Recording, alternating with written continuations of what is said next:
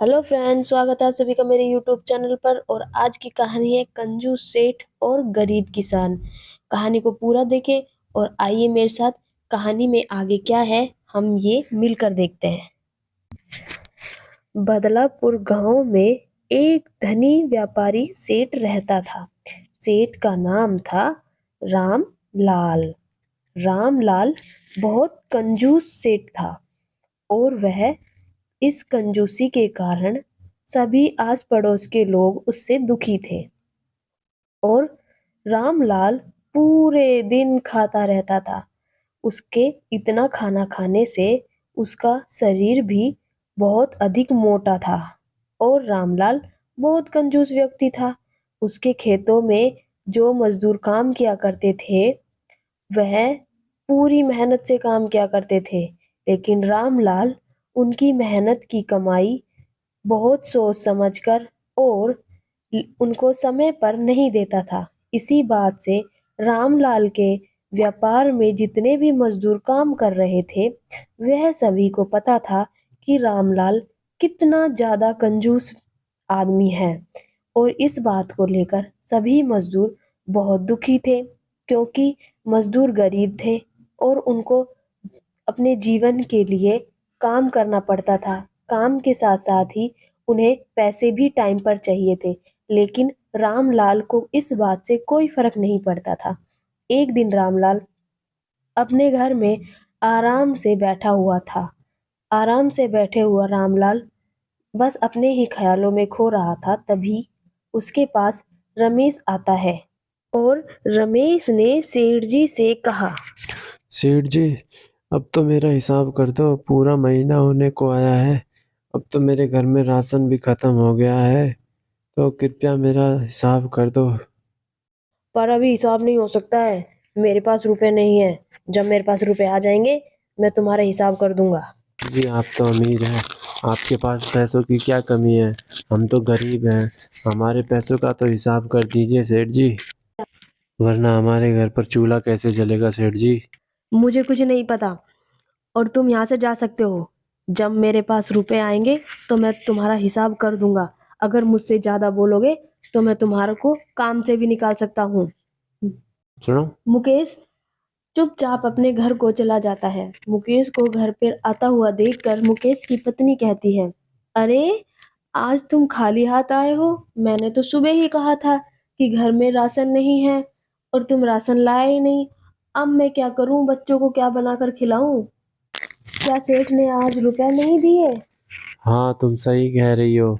सेठ ने मुझे पैसे नहीं दिए। और तुम्हें तो पता ही है कि मेरा सेठ कितना कंजूस है। तो फिर तुम ऐसे सेठ का काम छोड़ क्यों नहीं देते? और यदि राशन नहीं आएगा तो हम लोग क्या खाएंगे? आपको तो पता ही है, हम तो फिर भी भूखे रह सकते हैं, लेकिन हमारे बच्चे, हम हमारे बच्चों को कैसे भूखा रख सकते हैं? हाँ, मुझे पता है, लेकिन तुम चिंता मत करो। मैं सेठ से दोबारा बात करूंगा।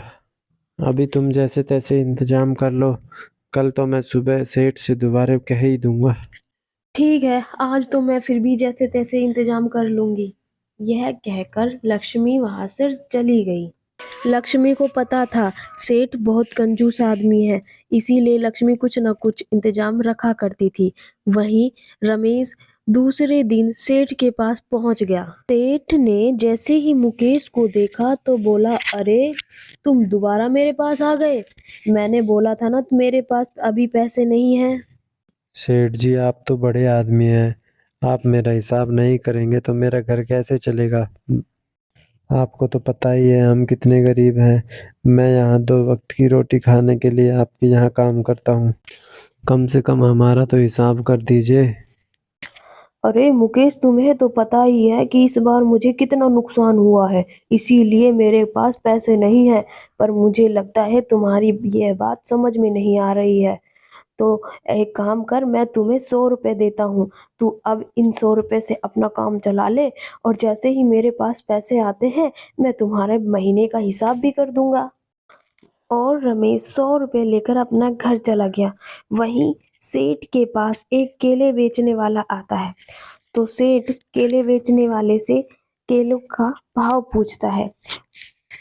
अरे केले वाले, केले क्या भाव दिए हैं? 50 रुपए दर्जन है, बताओ कितने दे दूं? अरे केले तो बड़े महंगे हैं, अगर 20 रुपए दर्जन दे तो ले वरना जा यहाँ से।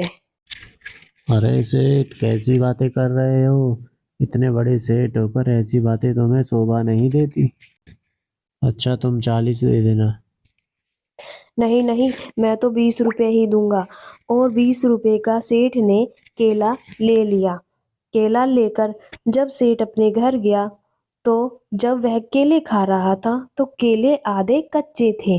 सेठ ने सोचा, हाय हाय हाय, 20 रुपए में मुझे बड़ा नुकसान हो गया। ये केले वाला तो मुझे बेवकूफ बना गया, ये कच्चे केले दे गया। चलो एक काम करता हूँ, इन केलों को मैं कुछ दिनों के लिए रख देता हूँ, शायद ये पक जाए। सेठ जी ने ऐसा सोचकर केलों को रख दिया और वह केले रखकर अपने कामों में व्यस्त हो गया।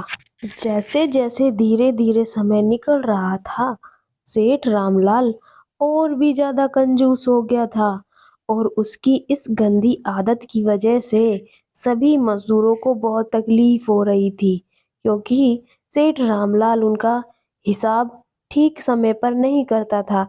इसी कारण गरीब मजदूर बहुत ज्यादा उदास थे और एक दिन सभी इकट्ठा होकर सेठ से बात करने के लिए चल दिए। सेठ, अब तो बहुत दिन हो गए, अब तो हमारे पैसे हमें दे दो, वरना हम आपका काम छोड़ देंगे। हाँ हाँ, मुकेश सही कह रहा है, अगर आपने हमारे पैसे नहीं दिए तो हम आपका काम छोड़ देंगे। हाँ हाँ, छोड़ दो, वैसे भी मुझे तुम लोगों की कोई जरूरत नहीं है और ना ही मैं तुम लोगों के रुपए दूंगा। कंजूस सेठ की ऐसी बात सुनकर सभी मजदूरों ने सेठ का काम छोड़ दिया। कोई भी उसके काम पर आने के लिए तैयार नहीं था और वह सभी वहां से लौट जाते हैं।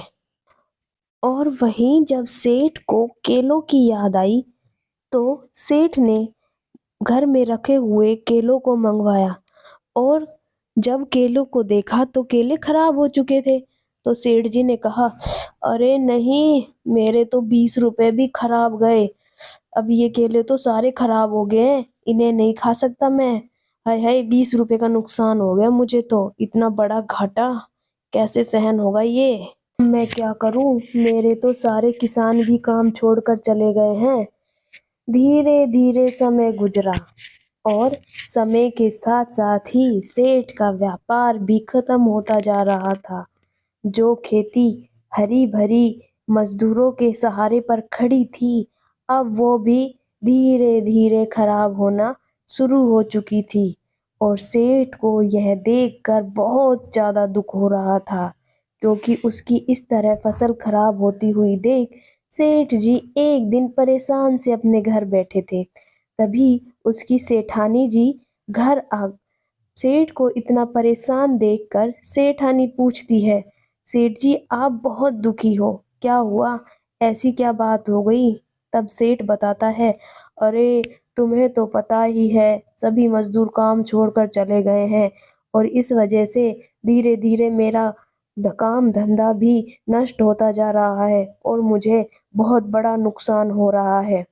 तब सेठानी कहती है, सेठ जी अगर आप बुरा ना माने तो मैं आपको बात बताऊं, वह मजदूर भी आपकी गंदी आदत की वजह से ही आपका काम छोड़ के गए हैं। यदि आप उनका काम समय पर करते तो वह भी समय पर अपना काम करते। यह बात सुनकर सेठ जी को गुस्सा आ जाता है और वह सेठानी की बात का बिना जवाब दिए ही वहां से चला जाता है और वह एक फैसला लेता है कि वह दूसरे गांव से मजदूरों को लाकर अपने काम पर रखेगा और वह कुछ किसानों को लेकर आता है, लेकिन वह किसान आधा दिन ही काम करते हैं और आधा दिन काम करने के बाद हाथों हाथ पैसे भी ले जाते हैं। पैसे लेकर चले जाते हैं, पूरा पूरा पैसा देना पड़ता है और काम आधा ही होता है। यह बात सोच सोचकर सेठ और भी चिंतित होने लगा, क्योंकि नुकसान बढ़ रहा था, फसलें खराब हो रही थी। वह रोज अपनी फसलों को देखने के लिए खेतों में जाता और परेशान सा खड़ा रहता। तभी एक दिन मुकेश वहां से गुजर रहा होता है।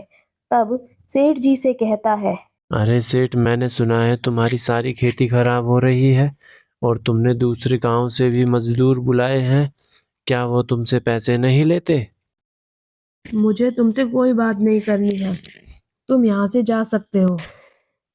मुझे तुमसे कोई बात नहीं करनी है, तुम यहाँ से जा सकते हो। सेठ एकदम से गुस्से में आ गया और उसने मुकेश को वहां से जाने के लिए बोल दिया। मुकेश को पता था एक ना एक दिन सेठ उसे वापस जरूर बुलाएगा, क्योंकि सेठ बहुत कंजूस था और वह इस नुकसान को ज्यादा होते हुए नहीं देख सकता था। तभी एक दिन सेठ सभी मजदूरों को वापस बुलाता है और कहता है, मुझे माफ कर दो, मेरी बहुत बड़ी गलती है जो मैंने आप सभी को काम से निकाला।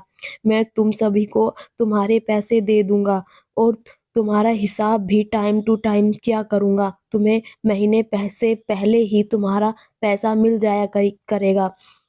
कृपया कर मेरे काम को संभालो और काम पर वापस जुट जाओ। तभी रमेश कहता है, ठीक है सेठ जी, आप हमें हमारे पैसे दो और हम आपका आज से ही काम सारा संभाल लेंगे। तभी सभी खुश हो जाते हैं और सेठ सभी का हिसाब कर सभी का पैसा दे देता है। सब पहले जैसा ठीक हो चुका था। सभी अपने काम पर फिर से लग जाते हैं और सेठ भी ऐसे अच्छे से काम होता हुआ देख बहुत खुश था। उसका काम टाइम टू टाइम हो रहा था। खेती फिर से हरी भरी हो चुकी थी। सभी मजदूर दिमाग और दिल दोनों लगाकर काम कर रहे थे। सेठ की खुशी का कोई ठिकाना नहीं था। तभी वह अपनी गलती पर पछताता है। कहता है कि मैंने इन गरीब किसानों के साथ कितना बड़ा अन्याय किया है, जो मैंने इनको पैसे टाइम पर नहीं दिए। अरे ये तो एक वक्त का काम कर कर अपने घर में एक वक्त की रोटी कमाते हैं और मैं इनका ही पेट काट काट कर खा रहा था। मैं तो बहुत ज्यादा ही कंजूस बनता जा रहा था। शुक्र है भगवान ने मेरी आंख टाइम पर ही खोल दी, वरना पता नहीं मैं और कितने लोगों का खून पी लेता। तभी सेठ को मुकेश आता हुआ दिखाई देता है और सेठ जी मुकेश से कहते हैं, मुकेश मुझे माफ कर दो जो मैंने तुम्हारे साथ ऐसा व्यवहार किया। सो फ्रेंड्स, इस कहानी से हमें ये शिक्षा मिलती है कि हमें किसी का भी हक नहीं मारना चाहिए।